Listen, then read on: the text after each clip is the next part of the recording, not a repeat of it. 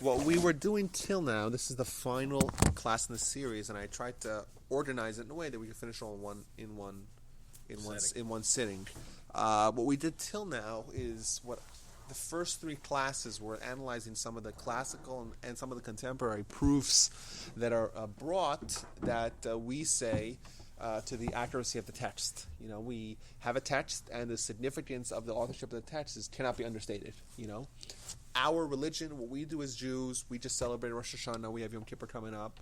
There's millions of Jews across the world, and that's on this upcoming Saturday. Going to fast for 25 hours, because it says so in the Torah, and that's a big deal. And it's a big deal, and we do it because we know that it's real, and we know that it's binding, and we know that as Jews that this is why this is what it means to be Jewish. This is what it always meant to be Jewish. This is where we get our worldview, where we get our mode of practice, where we get our Judaism. That's where it's from. It's from the Torah. And therefore, to know for us that the book, the document, the series of documents, the Torah, like the 5 books of Moses, are authentic. And there was a guy named Moses, and he was a prophet, and there was this tremendous event at Mount Sinai, and everyone experienced prophecy together with experiencing Moses being called out as being the prophet, and being called up to the mountain and disappearing to on the mountain for 40 days and 40 nights, and coming back with tablets, and then after some mishaps along the way, we got another set of tablets, and he gave us the Torah. And 40 years we're in the wilderness, and what were we doing? We're studying Torah. Studying Torah from who? From Moses. That's why that generation, the generation that lived in the wilderness, in the desert, they're called Dor De'ah, the generation of knowledge. Why? Because they didn't have jobs. They didn't have to have livelihoods. Their food rained down from heaven. That's what it was. Every morning you wake up and you go outside and there's manna for you and your family. And on Friday, double manna. And on Shabbat, no manna. You got to collect it all before Shabbat. That's how people lived. And what did they do all the time? They're studying Torah. It was a generation of knowledge. Who were they studying Torah from? From Moses. Moses was their teacher. Moses dies. Before he dies, he gives each tribe a Torah scroll. Right? He gives each tribe a Torah scroll. He writes an additional Torah scroll that was kept inside the Ark of the Covenant. Right? Inside the Aron, it was the Ark of the Covenant, which was inside the tabernacle, which is inside the temple. Right? Tabernacle is the transportable, basically, temple. It's actually the core of the permanent temple was the tabernacle that Moses built right after they got down from the mountain. That was with them throughout their journeys. So Moses is about to die. He writes down 13 Torah scrolls, gives one to each tribe, and he has one additional one, which is kind of for everyone, and these are the original scrolls that all scrolls that we have today have been copied from. And so that's a little bit of history. We'll get a little more into that, but back to what we covered. So the significance of the authorship is very important. We brought a wide variety of seemingly incontrovertible evidence to the veracity of the Torah. I'm saying it's and that, as we said, we welcome dissent. That's it's an important thing. It's important for us to do this in a proper manner. We found predictions that the Torah made that it seems impossible for a human to have made, and multiple examples of that phenomena. We see, and this is something we've even mentioned, but we see a moral vision that's way beyond its time. Even 2,000 years after the Torah was written, it was still a barbaric world. Yeah. Years and years, millennia after the Torah is already given to the Jewish people, it's a barbaric world, and the document of the Torah is telling us. I'll make sure my phone's off. It's telling us, it's seemingly talking beyond its years, but because it is an absolute. If the Torah is a true document from God, it's an absolute. So the moral principles that we have there are not going to be contingent on what society believes. It's from God. It doesn't change. It's immutable. Right? The principles and the lessons and the structure of the world that we're building from the Torah is not bound to what society says because it comes from God. So if society decides, oh, you know what, infanticide, if you have a baby that's born deformed, it's no problem to kill him. That was a very popular attitude that existed 2,400 years ago. Aristotle, right, that the best form of dealing with overpopulation is infanticide. If the baby, you don't like the baby, that's the right thing. That's the moral thing, and that was the way that the world viewed. And if you have a petty criminal, right, you could just throw him to the wolves, throw him to the lions. That was law. That is what normal people 2,000 years ago in the Roman Empire thought was the right, proper way to administer justice. Right? And today we see that as barbaric. And we look at the... Huh? Well, yes, yeah. But today, we as collectively, as a Western civilization, we have a system of laws that is much more what we would say more civilized. But then you look at the Torah and you said the Torah was written at a time where it was just it was sheer lunacy. It was anarchy, and we have organized laws, and we have interpersonal laws, and we have restrictions on every imaginable kind of interaction between people. Every law is covered. Right? It's such a exhaustive description of what society looks like, and so moral. And we get lessons like all men are created equal. Think about the Torah. Just 200 years ago we had slavery in the civilized countries. The Torah is telling us all men are created equal. How far ahead of its time it is. It's just remarkable. If in Jewish law, if someone murders a slave, someone kills a slave, they are themselves liable to be killed. And that's not only a Jewish slave; that's a non-Jewish slave as well. The Torah says all men are created equal. Well, the Torah says it for example, the Torah says that you can't kill someone to save yourself because who says your blood is any redder than that person's blood, right? Okay. You're equal. The Torah says that even a slave, like if you have a slave, just laws of slaves is just a good example to illustrate this point. Like I said, if you murder a slave, you yourself could be murdered if there's witnesses and all the framework for capital punishment is in place.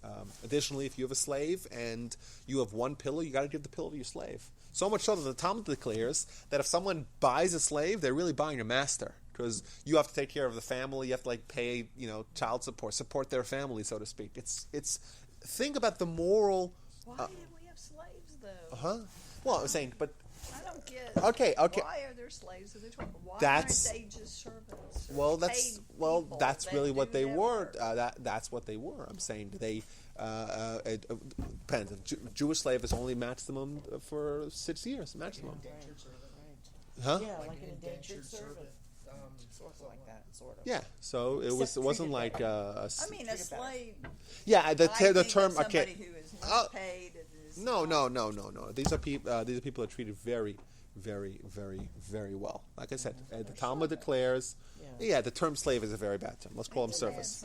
But like I said, the Talmud says if whoever acquires a slave, acquires a master, because the amount of respect and the amount of care that you have to give to your servant, whatever you want to call them, is so broad and so expansive that it gives you so many more obligations, so to speak. So yes, it's remarkable if you just have a historical perspective of the document. And like we said, we could quabble as to what people say. Well, maybe it was written later. Even if you accept the premise, that the Torah was written later, it wasn't written 3,300 years ago, it was 2,700 years ago, still it's remarkable. You don't have to say. It's still remarkable today when you look back and you say, let's assume it was written 2,700 years ago. Let's assume so. Still, look at the document. Look at the laws. Look at the system. Look at the organized outlook on life, and how to develop the perfect society. Just that alone is enough to ensure that this is not just what people wrote down and that people just. Well, who says it was written 27 years? I'm saying you have these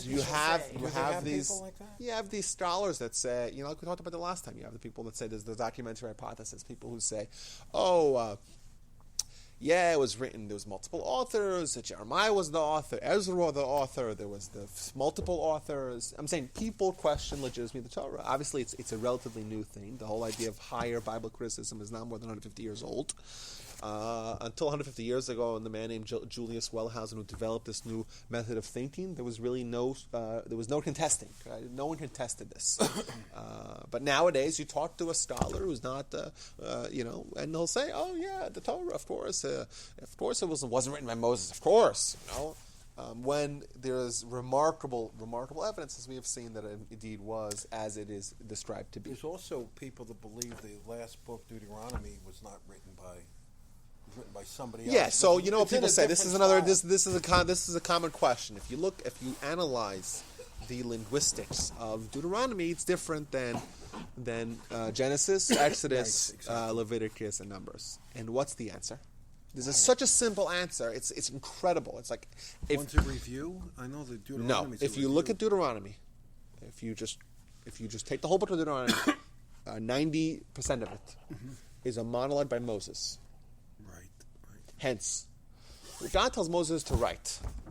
So what does God tell Moses? Right, you write Bereshis. He writes Bereshis. He dictates to Moses what to write. Deuteronomy, God tells Moses, I want you to write your speech. So in essence, Deuteronomy is the words of Moses. Yes, and that's why it would be different linguistically than the words of God. Ta-da! Problem Is there solved. anything new in Deuteronomy that's not in the other books? Yeah, of course. there are new Of laws course. in there. There's hundreds of mitzvahs that are only in Deuteronomy. Okay. Of course. But Yeah, so it's he not does, just a review. But he does a synopsis of Yes, what a lot of the things are reviewed. That's true. But if it's the words of Moses, it's no shock that it should be a different style linguistically than the words of God. Just read the book as what it is, and you have your answer. You don't have to be a brilliant scholar to know that the book says that these are the words of Moses. Right? In fact, the statement of God speaking doesn't show up till all the way to the end of the book. Yeah. Doesn't. Think about that. Yeah, it doesn't So say. I believe it's in Kitavo. So you have sections. Dvarim v'etchanan etiv re'ei shoftim tisei kisavo. So I think it's the 7th book section of the book where you find the first time that God spoke in Deuteronomy. So is it remarkable that you may find variables or differences in the writing style of Deuteronomy versus the rest? No, just take the book for what it is, and it's God telling Moses to write down Moses' speech, and that's why it makes a lot of sense if it's linguistically different. Simple. What's your feeling on the last stanza? Who wrote that? Like we talked about, we mentioned this already once. The Talmud brings two opinions, and Which one do you... I remember, Dave, as I told you, this is not something that you and I can have an opinion on, right? We don't have the scholars, it's the scholarship. We don't have the tradition. We don't have the knowledge. No, we don't. Compared to argue with or to have an opinion of what the Talmud argues about, right? We're not entitled to an opinion on that. You're not, and I'm not. None of us are, because the scholars of the Talmud knew the Torah on such a deeper level than what we know, that we're not in the same class, so to speak. Absolutely not. In fact, we're hundreds of light years, millions of light years away. What was Yes. his question? I didn't hear. The Talmud talks as to the authorship, who wrote the last 8 verses in the Torah, because the 9th to last verse in the Torah says, "And Moses died." So you have 8 verses that are written post the fact of Moses dying. Now remember, we mentioned this already once. We mentioned it maybe a few times. The Torah is not written in chronological order. It's not. So Moses could have written that, and the Moses could have written it prophetically. That's not, Moses is a prophet. God to tell Moses, you write this, even though it didn't happen, right? No, the warning there is against doing what your brother talked about in some situation where a fellow sort of decided that he was a very smart guy. Uh-huh. I believe it in New York, and if I recall, it had to do with the strings. Have you familiar with the case? Red strings. Yeah, your brother represented it as being kind of a famous case where somebody had come in and sort of overthrew a huge amount of wisdom on very basic Jewish law based on his own assessment of his own character. Yeah, I'm saying the people who think that they're smarter than everyone, that the collective wisdom of all the scholars, the Jewish people today, it's something that we know today. It's quantifiable that the average IQ of a Jew is significantly higher. It's not. It's just data. It may be racist, but it's data. Well, 3 points higher on the average. Well, 3 points that for Ashkenazi Jews it's the average. It's actually 7% more. Oh, yeah. That's Okay. right. But either way, so if you were Point being at 7%, 3%, whatever over that period, that's actually very large. yeah, and also the most, if you look at any field, Jews excel in every field. Yeah.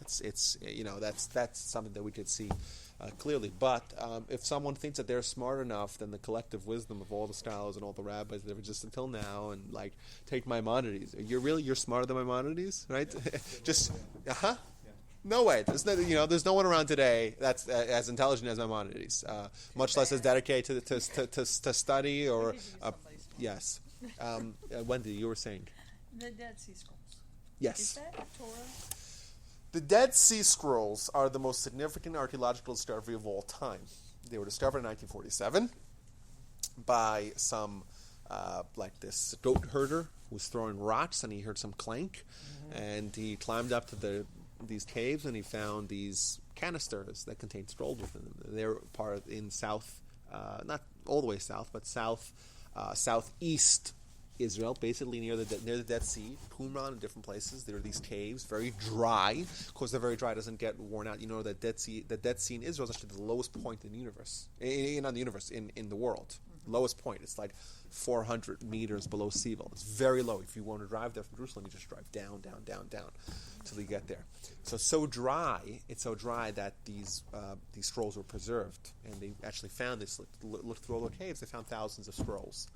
Now, what they assume that these scrolls are from, they had, especially during the first century, during that time, very chaotic century for Jewish history, and you have a lot of what's called splinter sects. It means different groups of Jews that kind of deviated away from kind of the mainstream. So, for example, if you heard the term Sadducees, ever heard that term? Josephus talks about the Pharisees and the Sadducees. There were these different groups. If you look at the Jewish, the classical sources that talk about the destruction of the first temple, is because of a lot of infighting, a lot of partisanship, a lot of sectarianism amongst the Jewish people, contributed to the Jewish people's kind of spiritual downfall. So we had a group called the Pharisees, or even in the Torah talks about them, Prushim. The Talmud talks about these. It was a common term, which was basically the mainstream. The majority of the Jewish people observant and no fancy footwork. You have the Sadducees; they rejected the oral Torah. You have the not the Yevusim. What's their name? The Tzedokim and Baitusim. These people called the Baitusim. There was one guy named Tzadok, and he developed a school of thought called the Tzedokim, or Sadducees, and then was Baitus, who had the Baitusim. And then there was other groups like the Christians. Christians started off as a different group amongst the Jewish people. They were Jews, and they observed the Torah and everything like that for 100 years until Paul came and abrogated the law and made a distinctness between these religions. They started off as being just a sect amongst the Jewish people. Only Jews were allowed, and that to keep all the Torah, etc. But they had this fascination with Jesus, right? That's how it started off, and eventually it became its own religion. And we're actually very thankful to Paul for that, because it used to be you don't know, like your neighbor was Jewish and he went to the same shul as you, and he wore the same clothing as you, and he sent his kids to the same school, but he was Christian, like a closet Christian. And then when Paul came and made Christianity its own religion, it became clear you have to kind of choose your sides. So there was lots of these different splinter sects during that time. So there's one group. They were called the Dead Sea sect, they call them, or there's the Essenes. That's right. And they kind of developed their own ideas about, kind of Jewish practice. And some of these people, very important, we think of these splinter sects as kind of alienating or doing less, observing less, kind of almost similar to like the Reform and Conservative today, which are kind of, they broke off from mainstream Judaism and kind of developed their own thing, which is a little bit less comprehensive. But actually, some of them were the opposite. Like the Essenes were very extreme. Like they made new laws and they wrote their new books and they made new restrictions. That's why they disappeared. One of the theories why they disappeared is because they had these vows of celibacy. So it's one way to make sure you disappear is to be celibate. Yeah, right. Exactly. The sect in somewhere in the Northeast, in the United States, the same thing. Yeah. So if they're so frum, they're so religious. Species of Christian. But they were You know, if they're so religious that they're celibate, they disappear. So they lived in these caves, and they said the end was like the end is near. Those kind of people. So that's why they were hiding out in these caves, and they wrote these. We have these apocryphal writings, where. It's not really Torah. Well, yes. So what they did was they had all the books of the Torah, but they also added their own. You know, so they kind of had the Torah. There's was in the Dead Sea Scrolls. And in the Dead Sea Scrolls, they found copies of all 24 books of the Torah. I think there was only one of them that they didn't find there, and that's the Book of Esther. And the Talmud is... The Talmud came after that. Yeah, but the Talmud is part of the Torah, but it's... Well, the Talmud is the oral Torah, not the written Torah. The written Torah, the Torah itself means the 5 books of Moses. Right. That's where we get our laws from. The Bible, Jewish Bible, what's called the Tanakh, is 24 books. An additional 19 books, like the books of Isaiah and Jeremiah and Ezekiel and Samuel and Kings and Joshua. But that's not Torah. That's not Torah, but it's called Tanakh. It's still part of the Bible, part of the Jewish Bible. Well, who created that? Well, the Tanakh was written by, like the book of Joshua was written by Joshua. The book of Kings and Samuel was written by Samuel. Etc. They had multiple authors. The book of Tehillim, Psalms, is also part of the Tanakh. Right. Well, not really. Yes, there were 10 authors to the Psalms. There's some Psalms that are authored by Moses. When it was canonized, very interestingly, that was the Men of the Great Assembly. If you heard that term, Men of the Great Assembly, was an expanded Sanhedrin during the rebuilding of the Second Temple. Ezra, for example, the name Ezra, that rings a bell. So those were that was an expansion, a temporary expansion of the Sanhedrin, and their job was they kind of organized the prayers that we have today. They did a lot of things to establish Judaism for a non-profit world. So as the period of prophets was waning, and the temple didn't kind of hold the same esteem that it did in the first temple era. A lot of Jews were in Babylon, for example. So they developed basically a way for Judaism to exist without a temple and without prophets. So one of the things that they did was organize the prayer. The prayer that we have today is from them. Another thing that they did was organize the holy books of Judaism, basically. So they decided what goes in and what goes out, and there are some books that came afterwards that weren't once the canonization of the Tanakh was finished. Therefore, nothing else could be added. So the last one, the most contemporary one, is the Book of Esther. The Book of Esther, because the story of Esther happened between the First and Second Temple era during those 70 years, and right after that they canonized the Tanakh. That was the last one to make it in. So that's the 24 books of Tanakh. Esther, Rus, Eicha, Lamentations. And these are all prophets that wrote. That's right. Books. That's right. The last ones are like Malachi, if you hear the term Malachi. The 24 books are not the Torah. Right. 5 of them are the Torah. 5 of them. That's right. Where were we? So in the Dead Sea Scrolls, they found copies of every one, I believe, besides for the Book of Esther. They found many copies of Isaiah. They loved Isaiah for some reason. So who are these people? These are probably the Essenes. The Essenes, it's some sort of sect, and they also had their own writings, their apocryphal writings. Okay. So that's that. Celibate, these people? Yeah, they were very, very, made lots of restrictions. They made new mitzvahs, which, by the way, is prohibited by Torah law. In Deuteronomy, it says multiple times, you cannot add or subtract. We don't believe in saying, I'm going to make a new law. I'm going to make a new Shabbos. We'll have Shabbos twice a week. Let's be more religious than the Torah requires of us. They had a lot of free time since they were celibate. Yeah. Yeah, so that's the Dead Sea Scrolls, and it's remarkable when they discovered the Dead Sea Scrolls. They're identical to yes. Now they did have other things to the books that we have today. To the Torah. To the Torah and to the Tanakh. 19 books. And the other 19 books. Okay. How are you feeling, Shushush? Feeling good? Tired? Yeah. So you look like you're dizzy. Want some water? Maybe. He looks. Why don't you take him home, Grandma? No. We're gonna finish the class. Yes, don't worry. Okay. Well, maybe he just wants to lie down on the couch. Wanna lie down What on the do you couch? think? It's a pretty Or comfortable on my lap? couch. On my lap? Come sit on my lap. On the couch. You don't like greens? I do. Okay, so I'm gonna put him here. You go lay on the couch. Do you have a shot? He got a numbing shot. Oh, not a pain pill. No. Okay, so where were we? So that's the Dead Sea Scrolls. Now, What I want to talk about today is a little bit about how the written Torah that we got from Moses, how it was transmitted accurately without mistakes, and how we know today that the Torah that we have today, the Torah read in shul today, is the same Torah that Moshe gave the Jewish people before he died. So, as we mentioned, Moshe wrote 13 copies of the Torah. He gave one to each tribe. And the reason why it's important for every tribe to have a Torah, because any Torah that is subsequently going to be written has to be copied from one of those Torahs. So every one of these tribes, for centuries, maintained their copy from Moshe, and they would always copy any new Torah that they had from that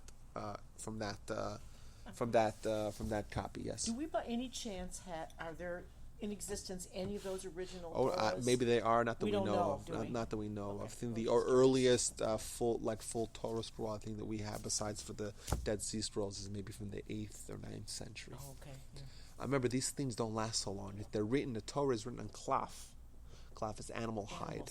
So, like, if you have a Torah scroll that's 100 years old, relatively new, oftentimes it gets the ink doesn't fade, or it bleeds or it cracks. I've seen them sit in our synagogue here and try to replicate what should be in there. And if they can't, then that Torah's no So good. yes, so what they did, what was instituted is there's lots of, in Jewish law, there's lots of ordinances that are in place to ensure that the Torah is copied with 100% accuracy. As we mentioned, I think it was last time or time before, the Christian Bible, on the other hand, is just rife with mistakes. There's thousands and thousands of variations. There's basic inconsistencies. There's just so many errors, and we don't have any of that in the Torah. None of them. There's a tremendous case that I think I might have mentioned this last time when when they came from Yemen. They came to Israel in the 1940s, 50s, and 60s. They brought their Torah scrolls, and we compared them, and they were almost identical.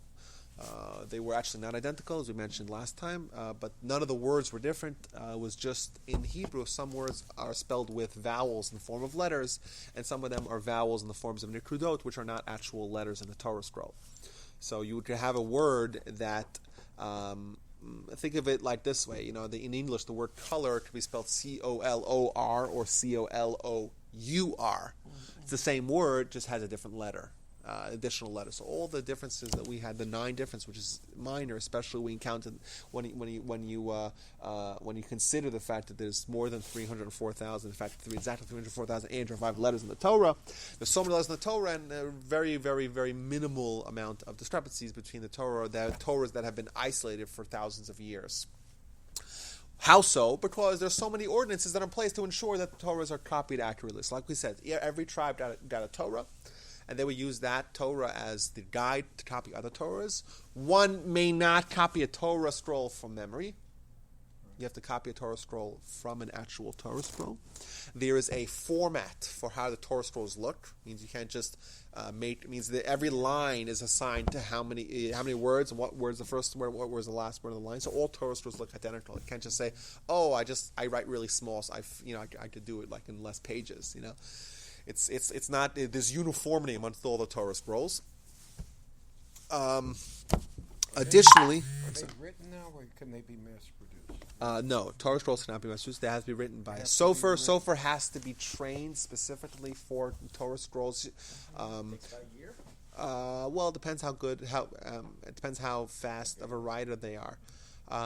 Some writers are faster than others, so the faster you are, the better it is. But we know that the Talmud actually records that the rabbis made a kind of a curse, so to speak, on sofrim. Sofer is a scribe. So sofrim is plural for scribes, and scribes that they should never be rich. Because the second you have a rich scribe, he says, "Oh, you know what? I'm going to stop. I don't need to spend all day writing mezuzahs and tefillins and Torahs. I'm just going to go to Hawaii for 3 months now." And what happens if you don't have scribes that need the money? What's going to happen? They're not going to write Torah scrolls. Right. And it's something which is necessary because these things have to be written by pious scribes, and it has to be written in a very specific manner. In fact, just the material to make a Torah scroll costs like about $5,000. You have to get animal hide of a kosher animal, has to be slaughtered in a kosher fashion, has to be there's a whole process of how to make the leather, how to prepare the leather, and the ink has to be made with the intention of it being used for Torah scroll. The quill has to be used specifically with intention for the Torah scroll. They're not a parchment. Oh no! I thought they were parchment. Oh, they're not. No. Or a sheep or something, you know. No, they usually they take it from cows. Wow, Yes. I didn't know that. Yes. It looks like paper. No, it does not. If you get close to a Torah scroll, you'll see it's Do very you learn thick. that from the Mishnah? Who teaches? Well, you that's part of the oral Torah. The oral Torah talks about writing the Torah. Okay. That's that. Okay. Because they mass produce the Talmuds now, don't they? Well, yeah, but that's not the same thing. I get it. I don't think. Additionally, if you have a Torah scroll and there's a mistake, if you have one extra letter in the Torah, right? You know what happened? Let's say you're on a Shabbat and they're reading from the Torah and they find an extra letter. You know what they do? Throw it away. No, they don't throw it away. They got to put it away right away. They got to cover it up with a badge. If you ever see Torah scroll, it's covered with a badge because it means to make sure that no one uses it. You have to start reading it again. So you weren't. It's an invalid Torah scroll. So whatever you read till now, you got to read it again if that's part of the required reading for the day. If you're the writer of the shofar, you get fired. Huh? You get fired if you're the No. Also, sometimes the nature of the ink is that sometimes the ink kind of bleeds or it moves. So if you have two letters are touching, it's invalid. If you're missing a letter, it's invalid. But it's made in pieces. Well, the way it works is that it's made in sheets that are connected, that are sewn together. So you could throw No. Actually, it's important. This is a very important thing. That if you get, let's say, a mezuzah has to be written in chronological order. So that's why it's very, very important to buy mezuzahs from a reputable, pious scribe, because if he misses a letter, he could be very much tempted to just go back and fill in the letter, but then it's not a kosher mezuzah. As opposed to a Torah scroll does not need to be written in chronological order. In fact, if you have a mistake, if you have two letters touching, they can fix it. They take and chip away, they fix it. What's the price of the Torah? A Torah is $50,000, $60,000, $70,000. It's pretty expensive. So all these shuls, Reform, Yeah, people- Reconstruction, Orthodox, they've spent that kind of money. Oh yeah. No, people love donating Torah scrolls. People love it. Okay. It's expensive, and it gets progressively more expensive, So obviously. you can use a chisel. And scrape Yes, away yes, the and part of the ink. they have specialized Tools. they have specialized tools So you to. can kind of sand it out. and fix That's it, right. So you just scratch it out, and then you could, if you made a mistake in the letter. Nice write-off. But it doesn't have to be written. I mean, you can. It doesn't have to be written all at the same time. In No, chronological order, it could No, be it written. does not need to be. In fact, most scribes, like especially if you're writing, let's say you're writing your first Torah. So obviously, the more practice you have, the nicer it looks. So what they do is they typically start from somewhere in the middle. That way, when someone looks at the Torah scroll, they always go to the beginning, and they want to see that the beginning looks really nice, and they want to look at the end, make sure the end looks really nice. But if you start like in the middle of Leviticus, and there could be all sloppy, provided it's kosher, but not necessarily as uniform and as beautiful. So you start from there, and then you go back to Bereshit. That's what they do. But not true with the mezuzah. It has to Mezuzah has to be written from the first letter to the last letter, not skipping a letter, not missing a letter, not going back So in any they're not letter. mass-produced either then. Oh, none of these things. No. What did mezuzah Now I have a say? question.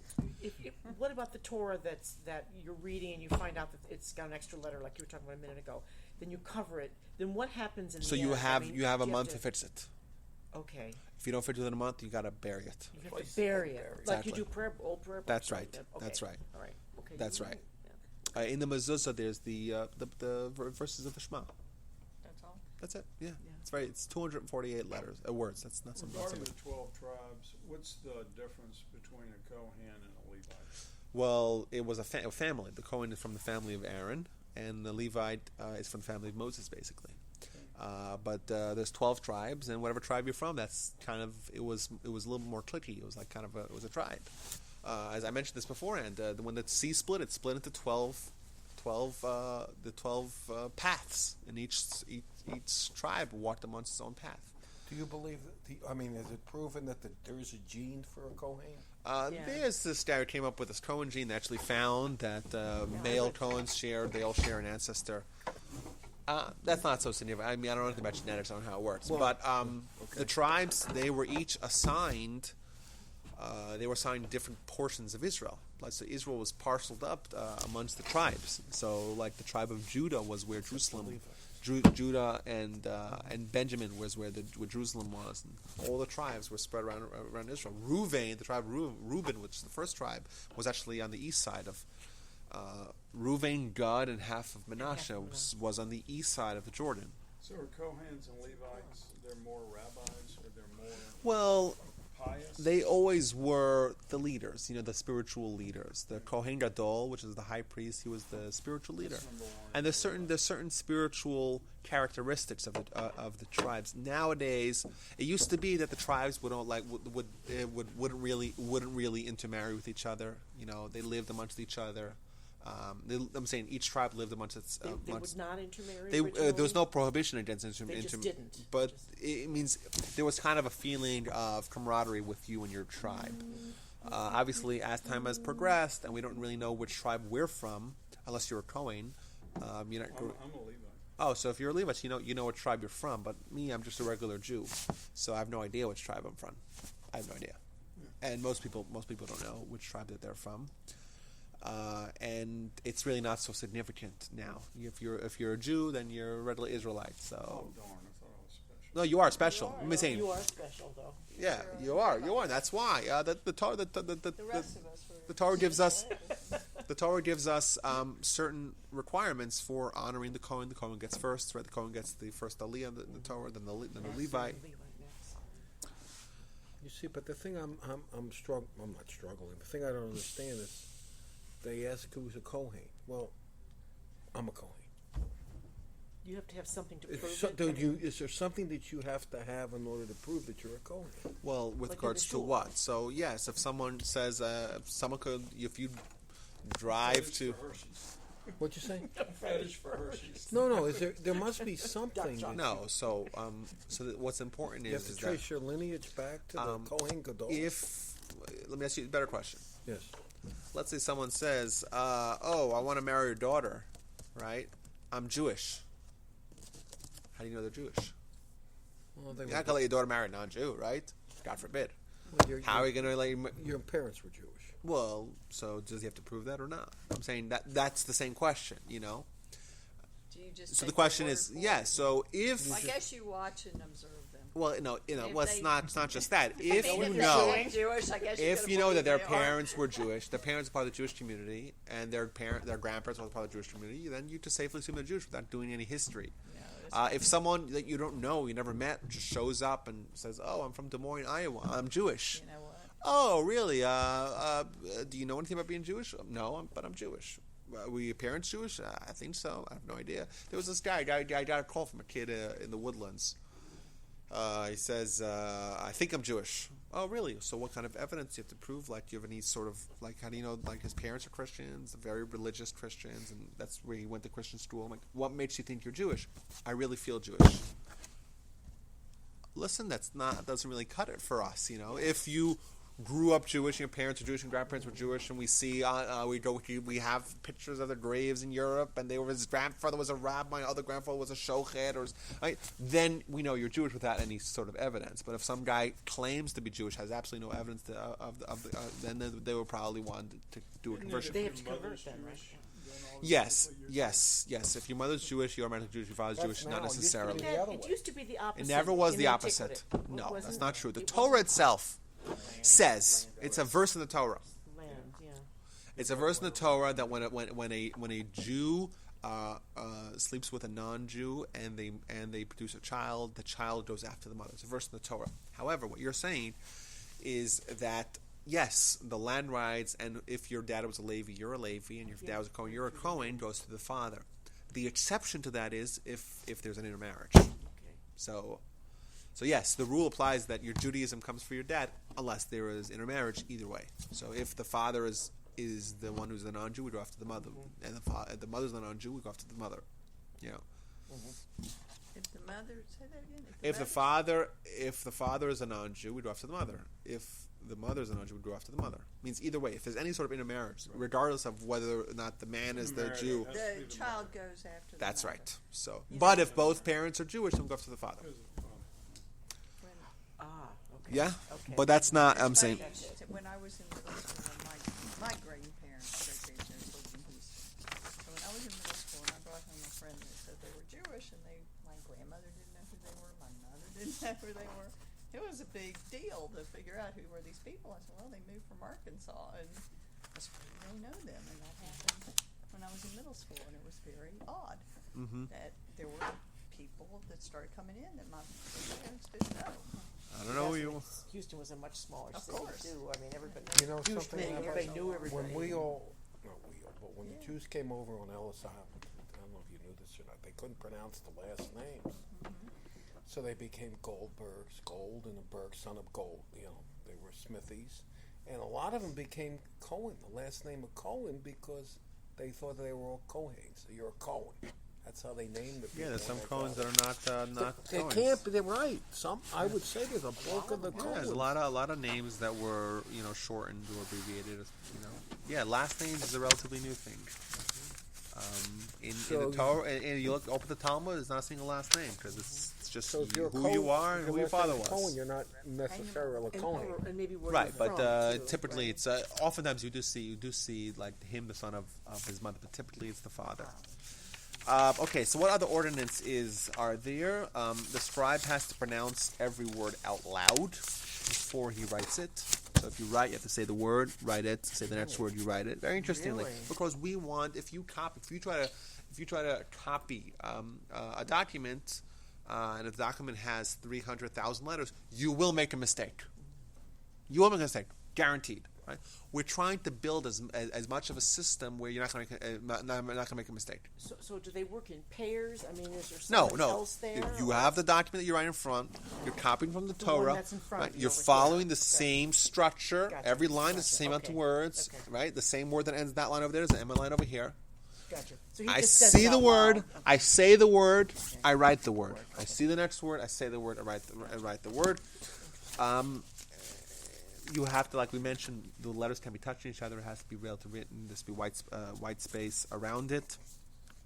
There has to be a precise amount of space between the two letters. You can't just have, and you don't want two words to look like they're one word. There has to be a space between each letter, but also a space between the word. There has to be uniformity amongst that.